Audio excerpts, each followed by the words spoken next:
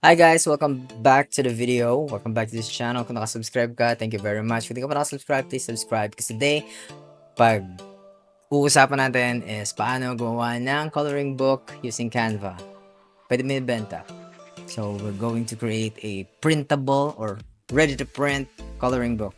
Let's go! So, sa panahon ngayon, napakadami ng pwedeng pagkakitaan and also pwede mo pagkakitaan ay ganito, ready-to-print things. So, sino mga target market mo dapat dito? Mga mommies na merong babies, may mga little kids na gusto magkulay. You can also create ready-to-print na activity books. Pwede yon. Nasa sayo na yon kung paano mo siya gagawin. Nasa creativity mo and your imagination. So, truly, the only limit is your imagination. So, today, gagawa tayo ng coloring book na pwede mong ibenta. It's a ready-to-print. So, hindi ko yung mag-print. So, bale, ano lang siya, PDF file na pwedeng i-print nung mapagbebentahan mo. Alright. So, nandito tayo ngayon sa home ng Canva. Let's close these. So, pinili mo yung create. I'm using a pro, actually. Pero, you can use non-pro. So, for this video, gawin natin yung letter size. So, 8.5 by 11. Yeah, great design. So, ano bang gagawin natin? Try natin yung ano. I'm actually creating this coloring book ng on the go, hindi to plan. So, punta ka sa elements. Let's try creating cat coloring book. Cat theme. So, cat coloring book. Para mas madali yung pag-search mo. Halimbawa, gusto mo, ito, kunyari ito, cat coloring book yung gagawin natin. Huwag mo lang ilagay i-cat, lagyan mo ng coloring book. So, pag sinerch mo yan siya, dito ka sa graphics, lalabas na yung mga pang coloring book na materials. I don't know if you can, ayan pala, free. You can click this, itong category na to, and pindutin mo yung free para lahat ng lalabas na material sa'yo is free. Kagaya niyan, lahat to, free na to lahat. So, let's choose one. So, say for this page, this one is very cute little kitty. Lagyan na natin ng ano to. Lagyan na natin to ng border. How do you do that? Yeah, pindutin mo yung R para maglabas ng rectangle, and then you press this and click transparent para wala kang kulay sa loob. Click this and lagyan mo ng stroke. So, meron kang linya.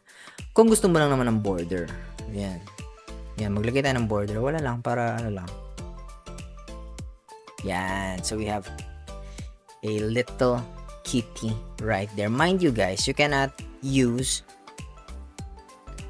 this one nang walang other touch. So, pwede mo lagyan ng grass. Bawal kasi yung copyright ang tawag dyan. So, yan. Nag-search tayo ng grass.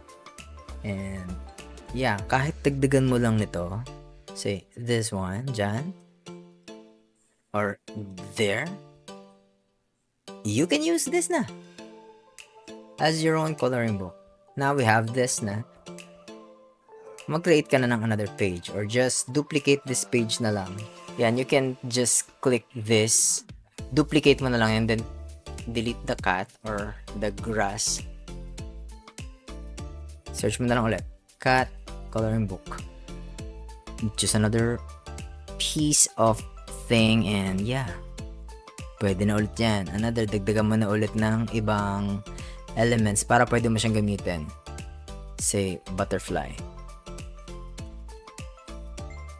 Yeah, you can use this. Oh, yan oh.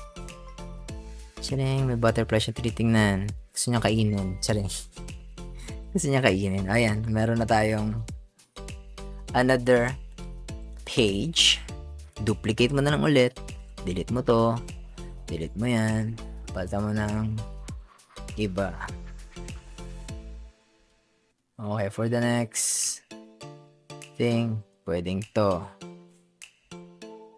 Yeah. This one. Again, same process. Baka maganda dagdag. Dagdag ka ng ano, ng wind. Meme. Leaf pala. Pwede leaf. Leaf. Tapos ito lumabas. Niloloko ako na ito ah.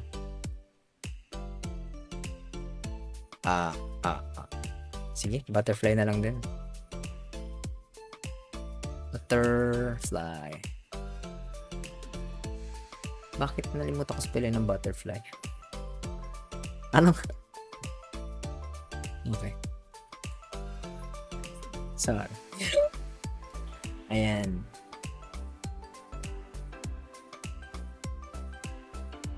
Pwede mo ulit itong gamitin this month. Kailangan lagi meron kang idadagdag na ibang element. You can't just use one element and then yun na yun. Some people does that, pero it's kinda delikado kasi pwede ka ma-subject for copyright. So according dun sa terms and conditions is you can use materials sa Canva, pero you have to add other materials to it. Diba? So you can use it pang benta sa yung pwedeng sa raket.ph, pwedeng direct selling, anywhere. Or pwede kunyari, gumawa ka ng YouTube channel and then dun po, click nyo po sa description box yung link and I will send you this and that. So you can do that. So kahit nasa bahay ka lang, wala kang ginagawa and you're a bit creative and you know how to use Canva, you can do this para pwede mo siyang pagkakitaan. Alright? So that's just the principles ng paggagawa ng coloring book ng ganong kadali na you can sell. So ang nito is, ang keyword is ready to print coloring book, so that you don't have to print it ng ikaw lang, yung bibili sa'yo yung magpiprint nun. Alright, so I made 3 pages pero yun na yung principle. Uulit-ulitin mo lang yun. Na ano yung mga tanong sa akin usually with regarding this coloring book, may mga nagtatanong na how many pages ang kailangan para makapagbenta ka ng coloring book. Kahit ilang page, actually. You do you. Bahala, kaya mo gumawa ng 100 pages na coloring book, you can do that. Gusto mo 50 lang, 20, 10, you can also do that. Ikaw ang magde-decide kasi ikaw naman yung nagbibenta, ikaw naman yung gumawa nun. Now, what's the good thing about this is isang beses mo lang siya gawin. Ang tawag dito is digital products, alright? Isang beses mo lang siyang gagawin and you can sell it over and over and over and over again. Saan mo pwedeng ibenta? We have something we call raket.ph. Dito yun sa Pilipinas. I believe ang CEO is si JK Labajo. Si Juan Carlos Labajo. Siya yung CEO ng raket.ph. Wala kang raket.ph, you can create your own group or your page, Facebook page. Pwede mong ibenta sa Facebook page. How do you do that? Direct selling. Chat ka nila and you will send them your GCash account, diba? They can send you the payment through GCash and then you will send them the PDF copy and they can print it sa kanilang bahay. They can use it anytime. Diba? They can reprint it anytime. Regarding sa pricing, bahala ka. That's yours. Diba? Gusto mo ibenta ng 500, bakit? Kung you think ang ginawa mo is worth 500, then so be it. Diba? Benta mo ng 500. Gusto mo ibenta ng 100 lang, 20 pages, 100 lang, 100 pages. You do you. So, ngayon, napakadali ng gumawa ng mga bagay-bagay na pwedeng ibenta. Canva, using your skills, di ba? Marunong ka mag-edit ng video, you can also sell your services. So, yeah. So, for this video, I just taught you how to create a coloring book using Canva. So, yeah. Thank you for watching, guys. Watch the next video. Yun lang. Bye.